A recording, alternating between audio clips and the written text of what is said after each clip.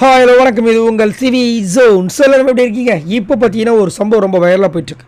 அதாவது ஜாக்லினோட ஃபேமிலியிலேருந்து உள்ளே வந்துட்டு போனதுலேருந்து பார்த்தீங்கன்னா நிறைய விஷயங்கள் ஷாக்கிங்காக தான் இருந்துச்சு. அதுலேயும் குறிப்பாக ஜாக்லினோட லவர் திடீர்னு பார்த்தீங்கன்னா 3 நாளுக்கு முன்னாடி தான் சொல்கிறாங்க அவர் உள்ளே வராரு. ஆனால் வந்து சம்பவம் பண்ணார். நிறைய பேரோட முகத்திரை கிழிச்ச மாதிரி இருந்துச்சு. விஷாலை பற்றி செம்மையாக சொன்னார், சௌந்தர்யா பற்றி ராணுவ பற்றிலாம் சூப்பராக சொன்னார், நல்லா இருந்துச்சு. ஆனால் இந்த மாதிரி வந்து எல்லாருமே பேசிகிட்டு இருக்கும்போது சில சம்பவங்கள்லாம் நம்மளுக்கு கிடைக்கும். அந்த மாதிரி இது வரைக்கும் ஒரு சில பேர்லாம் வந்துட்டு பொய் சொல்லியிருப்பாங்க, உண்மை சொல்லியிருப்பாங்க.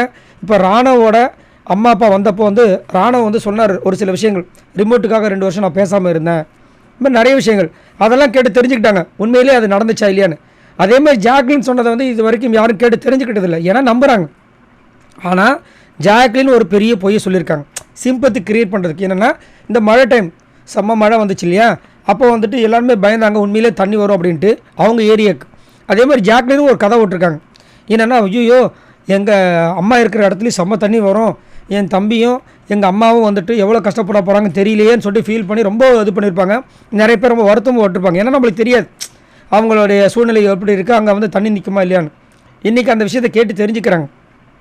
அவங்க அம்மா பட்டான்னு ஒரு அடி வச்சாங்க. என்னென்னா நாங்கள் முதல் சென்னையே இல்லைப்பா, நாங்கள் ஸ்ரீபெரும்புத்தூர் பக்கம், அங்கெல்லாம் எவ்வளோ மழை பெஞ்சாலும் சரி எங்கள் ஏரியாவில் ஒரு பொட்டு தண்ணி நிற்காதுன்ட்டாங்க. மூஞ்சி போச்சு. ஏம்மா ஒரு பொட்டு தண்ணி நிற்காதா? எவ்வளோ மழை பெஞ்சாலுமா? முன்னாடி பெஞ்சது இல்லைப்பா, அதுக்கே நிற்கலன்றாங்க. அப்புறம் எதுக்கு உங்கள் பொண்ணு அவ்வளோ சீனை போட்டாங்க? நாங்கள் அதில் வருத்தப்பட்டு எக்ஸ்ட்ரா ஒரு 10 ஓட்டை வர போட்டு விட்டோமே, ஐயோ ஃபேமிலிக்காக ஃபீல் பண்ணுறாங்கன்ட்டு. அப்போ அத்தனையும் பொய்யா? இன்னும் எவ்வளோ பொய் தான் இருக்குது.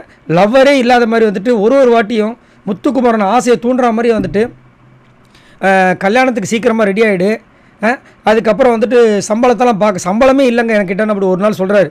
சம்பளத்தெல்லாம் நீ ஏன் யோசிக்கிற, நான் பார்த்துக்கிறேன் எல்லாத்தையும். நாங்கள் இதை வந்து நம்ம என்ன கணக்கில் எடுத்துக்கிறது? நிறைய விஷயங்கள் நிறைய சம்பவங்கள் பண்ணிவிட்டு கடைசியில் பார்த்தீங்கன்னா ஒருத்தர் குத்துக்குள்ள மாதிரி நிற்க வச்சு அவரை முத்துக்குமரன் பக்கத்தில் உட்கார வச்சு, ஆனால் பாவம் மனுஷன் நொந்துட்டுருப்பார், ஆனால் வெளியே சொல்லிக்க மாட்டார், ஆனால் பெருசாகவும் உள்ளே எடுத்துக்கவும் மாட்டார். ஏன்னா உண்மையாக வந்துட்டு ரொம்ப லவ் பண்ணி அந்த காதலியே வந்துட்டு அவங்க போயிட்டாங்க. அதை வந்து அங்கே சொல்லி இது பண்ண ஒரு ஆள் அவருக்கு தெரியும் என்னென்ன விஷயங்கள் எப்படி நடக்கும்ன்ட்டு. சரி, நீங்கள் உங்களோட கருத்தை சொல்லுங்கள். இந்த மாதிரி ஜாக்லின் அண்ட புழுக ஆகாச புழுக மாதிரி ஒரு விஷயத்தை பண்ணியிருக்காங்களே, இதை பற்றி என்ன நினைக்கிறீங்க? மறக்காம கமெண்ட்ஸ் பண்ணுங்கள். பாய் நண்பர்களே.